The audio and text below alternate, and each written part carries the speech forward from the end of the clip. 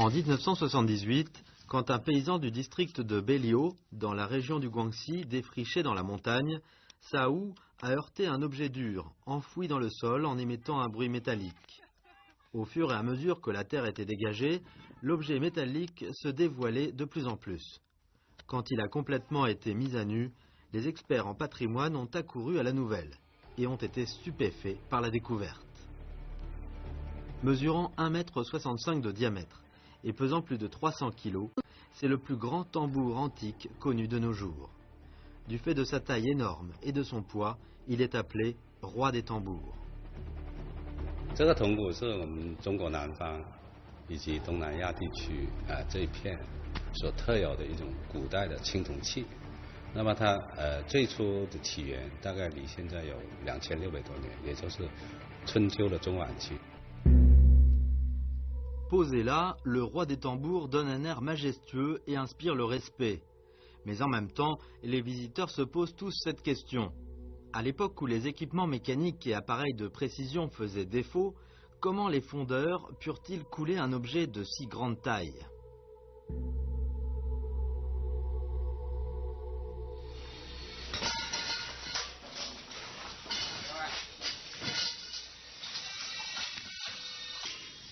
Mars 2012, le maître Wei Qizhan et son fils Wei Xinjiang ont commencé à peaufiner un grand modèle pour la dernière fois.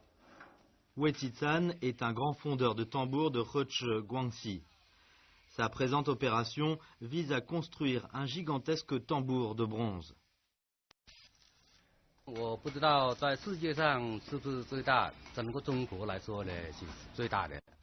Quand le tambour aura été achevé, il aura 4 mètres de diamètre et pèsera 8 tonnes. Il sera 3 fois plus gros que le roi des tambours. Pour ce temps précédent, avant qu'il ne voie le jour, nous n'avons trouvé aucun tambour d'une taille similaire comme référence. Et nous ne pouvons donc pas prédire le sentiment que nous aurons à sa vue.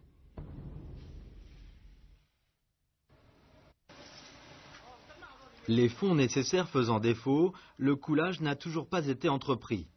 En ce moment, le père et le fils consacrent plus de la moitié de leur temps aux activités courantes pour faire tourner l'atelier.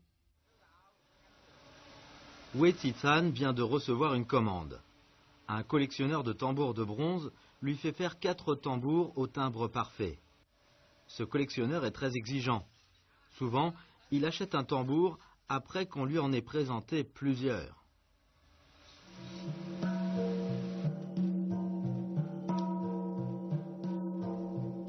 Ce client est Wei Wai, un vieux monsieur âgé de 84 ans.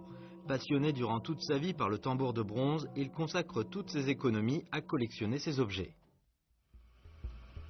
La technologie du coulage du tambour de bronze a été transmise aux générations successives durant plus de 2600 ans. Or, vers la fin de la dynastie des Qing, elle a disparu.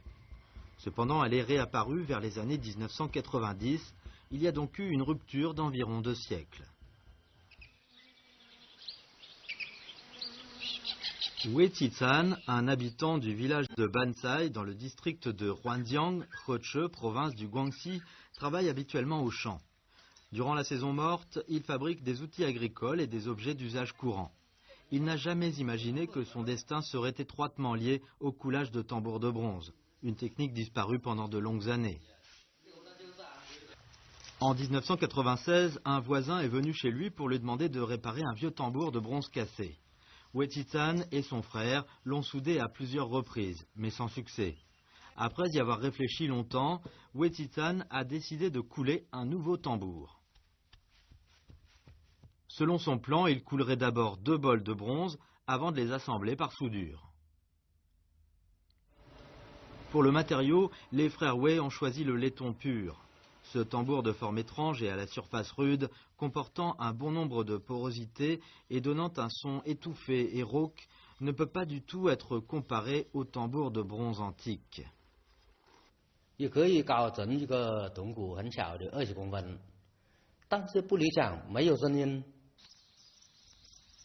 Wei Qizhan et son frère sont allés spécialement visiter des tambours de bronze dans des villages antiques dans le Guizhou et le Guangxi.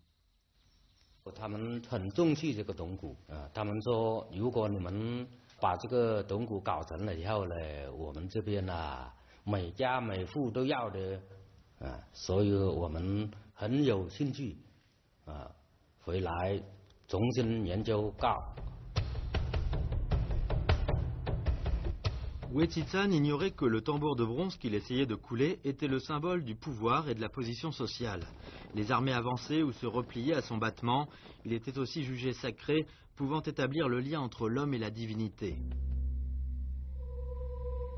Durant les dynasties Shang et Zhou, où le tambour de bronze naquit, on ne se soucia dans les différents États que de deux types d'événements importants, célébrer des rites et faire la guerre. Dans ces deux types d'événements, on remarqua toujours la présence du tambour. Le livre des souhaits, titre Géographie, mentionna « Celui qui posséda le tambour fut patriarche à qui tout le monde obéit ». L'histoire des Ming, biographie de Liu Xian, mentionna « Celui qui réussit à obtenir 2-3 tambours peut se déclarer roi du pays ».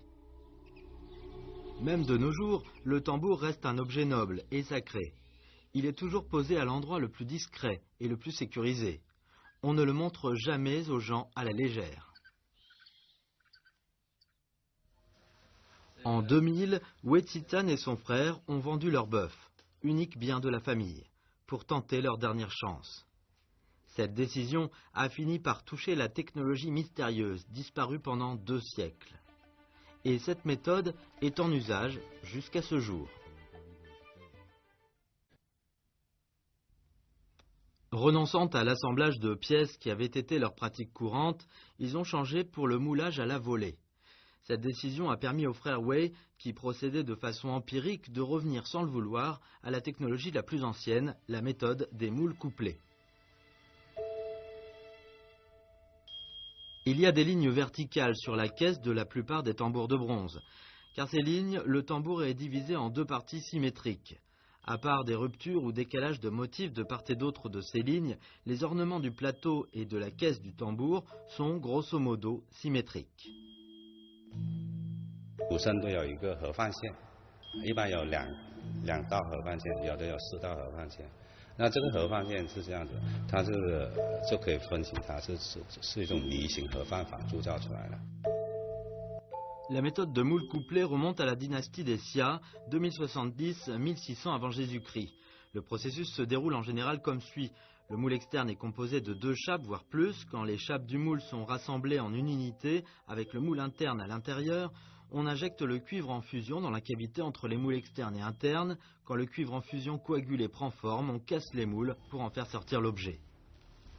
Partant du principe de la méthode des moules couplés, les frères Wei ont conçu et fabriqué un jeu de moules et ont réussi finalement à mettre au point le processus complet allant du mélange de sable au réglage du timbre, en passant par le couplage de moules, l'impression des motifs, le coulage, le démoulage, le désablement, le meulage, la coloration et le vieillissement artificiel.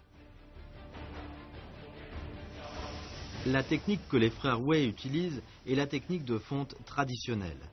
La fonte existe en Chine depuis des milliers d'années. Comme le principal matériau utilisé pour le modelage est le sable, on appelle cette technique le moulage. La première opération de la confection d'un tambour de bronze, étape de base, est le mélange de sable. Ce sable d'argile humide est le plus couramment utilisé dans la fonte traditionnelle. Il a l'air banal, mais il recèle des secrets.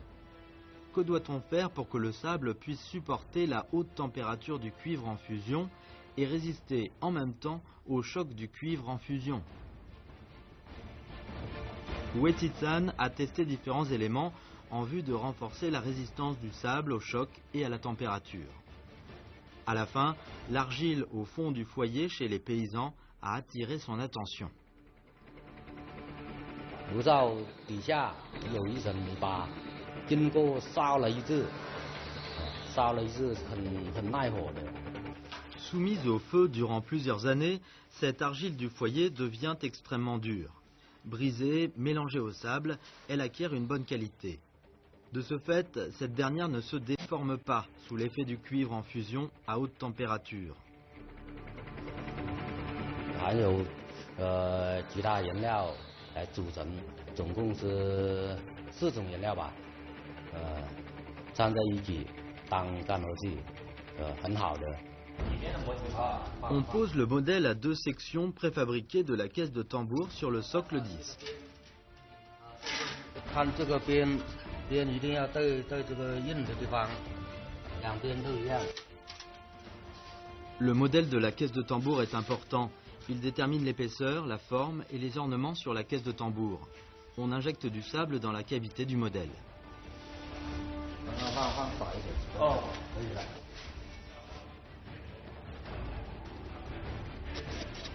On utilise un marteau spécial pour compacter le sable.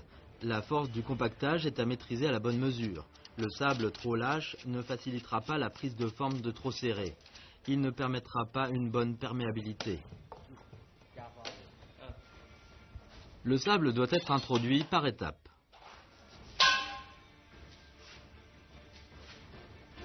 这一次要多加一点吧？它为什么要分几次来加沙呢？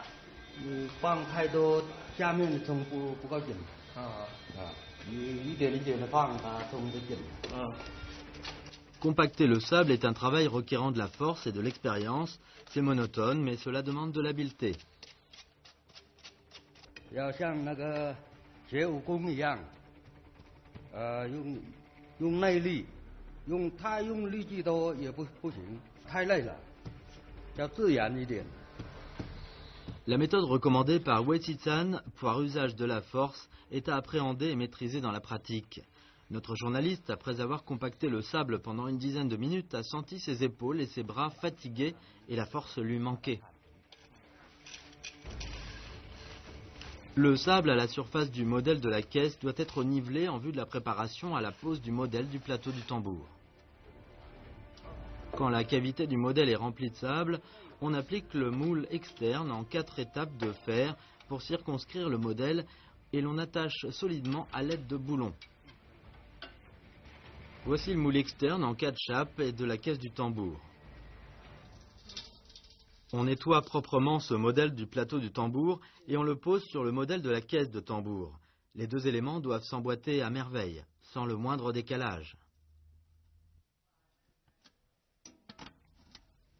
Le modèle du plateau de tambour étant posé, on remplit par étapes la cavité entre le modèle et le moule externe avec du sable et on le compacte à l'aide du marteau.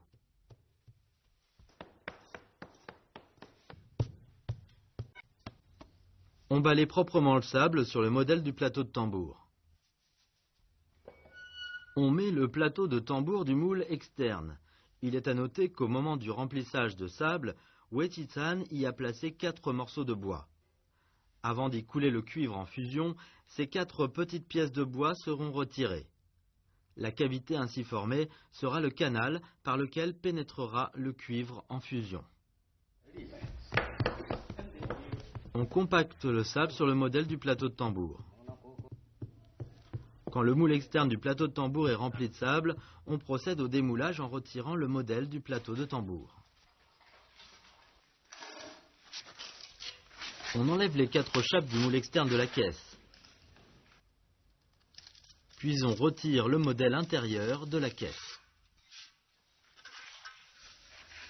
On saupoudre la surface du moule interne de matière minérale spéciale. Cette mixture est une formule secrète des Wei avec du talc comme composant principal. 这个粉呢，它又光滑又耐热，所以呢。 又倒下去，倒那个桶水下去，它那桶水流动性又好。放这个粉下去了以后，5分钟，它马上结硬。在同行之间呢，这个技术是没有人搞得这样的。再这样，这也没有了。 Imprimer les motifs sur le plateau de tambour requiert l'expérience et le toucher de la main avertie. Dès que l'opération est lancée, l'impression ne doit pas s'arrêter. Ni l'imprimeur ne doit être changé. Chaque artisan a son propre toucher et sa propre force. La moindre différence affectera l'esthétique des motifs. Avec l'âge, Wei-Tizan sent cette impression de plus en plus pénible pour lui. Il l'a confiée à son fils, Wei Xinjiang.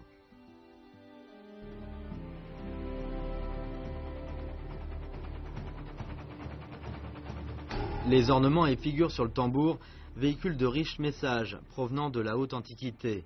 Les représentations stylisées emblématiques sur les tambours du sud sont celles du soleil. Ce motif apparut d'abord sur le tambour et fut aussi le décor fondamental. 说它是原始图的呢，它是太阳图案，有的国外的人也叫星星，但是我们中国人一般都讲的是像太阳。为什么它有中间有个光体，圆形的，然后有光芒，视线光芒。 Le soleil apporta lumière et chaleur à la terre, et aussi la vie. Il devint totem pour de nombreuses tribus primitives. On imprima l'image du soleil sur le tambour. Ce fut un vestige du culte primitif du soleil. 另外呢，还有很多云圈，云圈里面又有写出了很多云纹、雷纹，它就都是围绕这个太阳的。 À part le soleil stylisé, il existe aussi sur le tambour de nombreuses lignes abstraites. Le motif évolutif en une ligne vers l'extérieur s'appelle nuage stylisé, et les motifs croisés superposés en forme de losange, tonnerre stylisé. 它是说经过一个天空的象征，所以有的民族把铜鼓比作天地水三界，鼓面就是天，鼓身就是人间，鼓底下是水下。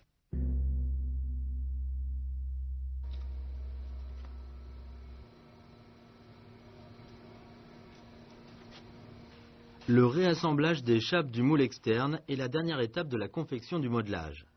À cette étape du processus, le modèle de la caisse de tambour et le modèle du plateau de tambour étant retirés, il s'est formé une cavité du corps du tambour à forme parfaite entre les moules internes et externes.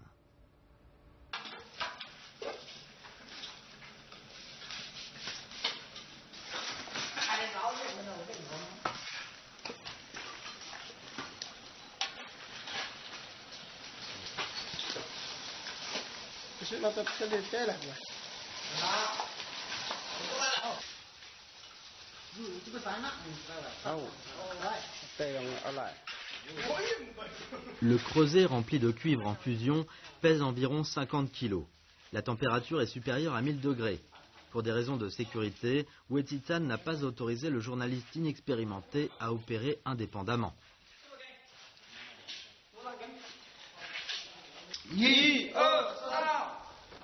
La synchronisation des actions des opérateurs est importante dans cette étape. Elle garantit l'homogénéité de la fusion jusque dans tous les interstices de la cavité. La température de la fusion était très élevée. Quelques gouttes d'éclaboussure ont atteint la veste du journaliste et y ont immédiatement laissé des trous. On retire le moule externe du plateau de tambour. Puis on enlève les 4 chapes du moule externe de la caisse de tambour. Un tambour neuf se dévoile. On dévisse le boulon fixant le moule interne.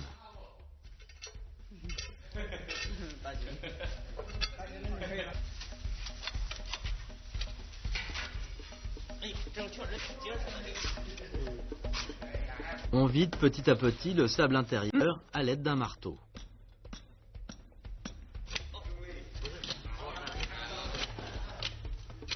On retire le moule interne.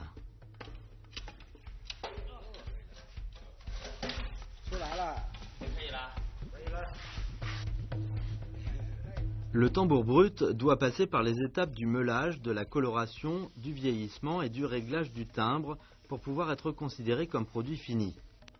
Les facteurs influençant le timbre du tambour sont multiples. À part la composition des matériaux, l'épaisseur de la caisse de tambour est aussi un paramètre important. Le tambour fraîchement sorti des moules est soumis au meulage pour que l'épaisseur soit régularisée en vue d'une meilleure qualité du son et du timbre.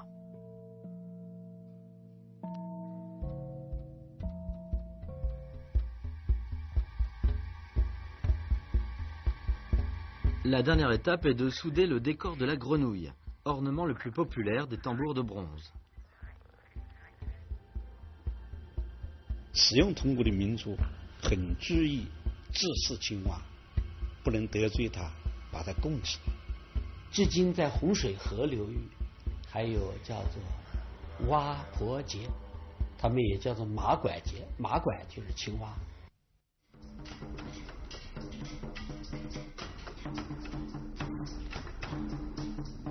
他们举行青蛙节的时候一定要有铜鼓，因为铜鼓的声音往天已经报告，我在做这个祭祀青蛙的活动了。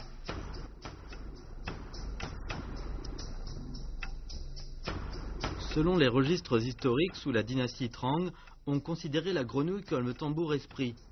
De nombreuses ethnies appelaient le tambour directement tambour grenouille. Selon certains érudits, la présence de la grenouille stylisée sur le tambour était liée à la prière pour la pluie.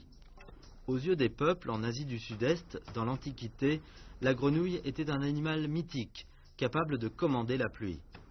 Aussi était-elle considérée comme la messagère du dieu de la pluie, souvent vénérée comme totem. 稻作民族它需要雨水，风调雨迅。他们全说青蛙是雷公的使者，就它代表雷行下来的，所以它可以传达天意。青蛙呱呱叫的时候就要下雨了。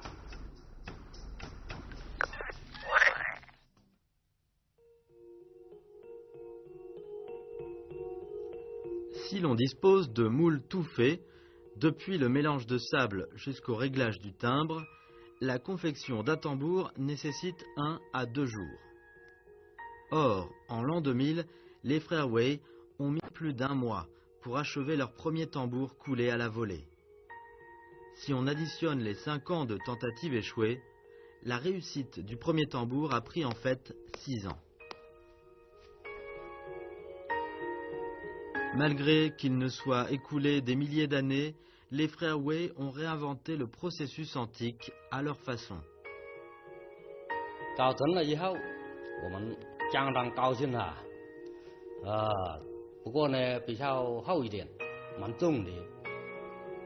后来我们两个轮流打磨本来刚刚倒出来是有50斤，轮流打磨，搞了10多天，整理修整这个铜鼓最后达到那个35斤，搞好了，声音蛮好的。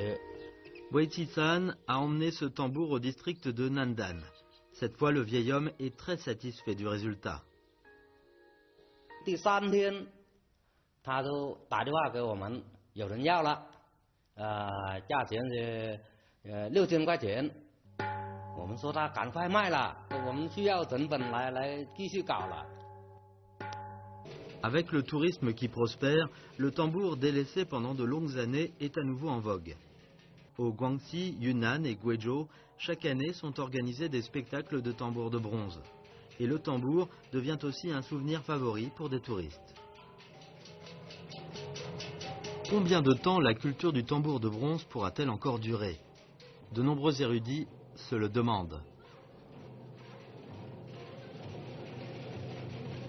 铜鼓的数量已经小了，大家会担心，作为这个一种传统文化，它的载体没有，它就景过文化就会消失。不能让铜鼓文化断了香火，不能让铜鼓铸造工艺断了香火，一定要让它传承下去。Aujourd'hui, les équipes de tambours de bronze sont généralement composées de personnes de 40 à 50 ans. Peu de jeunes gens en font partie. 老的爱好铜鼓比较多一点，年轻人现在都不爱好了。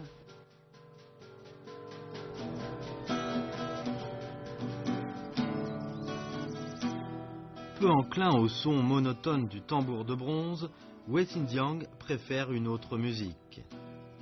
Comme sa famille était pauvre, Wei a arrêté ses études et il a commencé à apprendre à couler le tambour de bronze auprès de son père. Amoureux de la musique, il a, avec des amis, constitué un petit orchestre. Or, la vie étant dure, les membres de l'orchestre ont dû gagner leur vie chacun de leur côté et l'orchestre a été dissous. Wei Xinjiang devient plus silencieux. Pour lui, le métier présent est un choix obligé plutôt qu'un plaisir.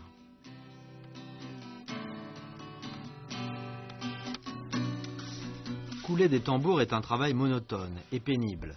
Les gestes répétés n'enthousiasment pas du tout Wei Xinjiang. 他想去外面自己去闯一下，看看有什么事情合适的话，他就自己搞，是这样的。以前在大街上看见人弹一把吉他，然后就一边弹唱啊，然后就这样卖唱的那种感觉，我没那个胆量去。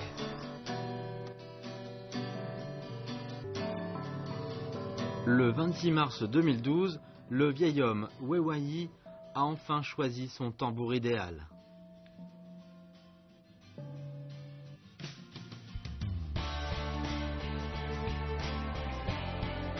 Wei Xinjiang se met en route à nouveau avec ses tambours. Maintenant, son principal travail est de livrer des tambours aux clients. Comparé au travail de coulage de tambours, il préfère le voyage solitaire.